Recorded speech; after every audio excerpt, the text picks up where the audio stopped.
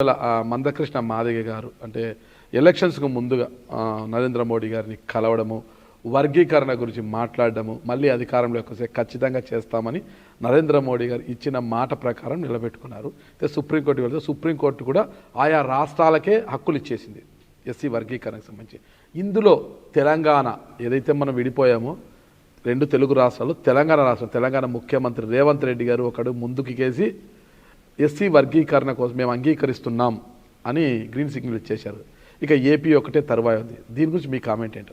అసలు మోడీ చంద్రబాబు నాయుడు కలిపే కదా కుట్ర చేసి అటువంటి వర్గీకరణ మీద తీర్పు ఇచ్చింది. ఇది కుట్రపూరితమైన తీర్పు. నరేంద్ర మోడీ విశ్వరూప మాదిగ సభలో పాల్గొన్న తర్వాత ఫిబ్రవరి ఎండింగ్కి వాదనలు ముగిసిపోయినాయండి. దాని తర్వాతే ఎలక్షన్స్ మేనిఫెస్టోస్ ఇవన్నీ వచ్చినాయి. ఎలక్షన్స్ మేనిఫెస్టో వచ్చిన తర్వాత మీ అందరం కూడా సుప్రీంకోర్టు తీర్పు ఏ రకంగా ఉంటుందని ఎదురు చూస్తూ ఉంటుంటే ఎలక్షన్స్ అయిపోయినాయి. ఎలక్షన్స్ అయిపోయిన తర్వాత సడన్గా ఒక రోజున ఎలక్షన్స్ రిజల్ట్స్ వచ్చేసినాయి. ముఖ్యమంత్రి ప్రమాణ స్వీకారాలు చేశారు.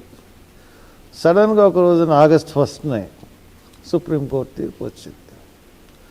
సుప్రీంకోర్టు తీర్పు వచ్చిన రోజునే నేను ఇది ఖచ్చితంగా కుట్ర, ఈ సుప్రీంకోర్టుకి అధికారం లేదు ఈ తీర్పు ఇవ్వడానికి. సుప్రీంకోర్టుకి అధికారం లేదా? సుప్రీంకోర్టు అధికారం ఉంది. సుప్రీంకోర్టు దేశ అత్యున్నత న్యాయస్థానానికి లేదా? లేదండి. ఎలా? సుప్రీంకోర్టు లేదు. సుప్రీంకోర్టు తీర్పు అనేది ఎలాగివ్వాలంటే, సుప్రీంకోర్టు ఏ తీర్పు అన్నా సరే రాజ్యాంగానికి లోబడి ఇవ్వాలి.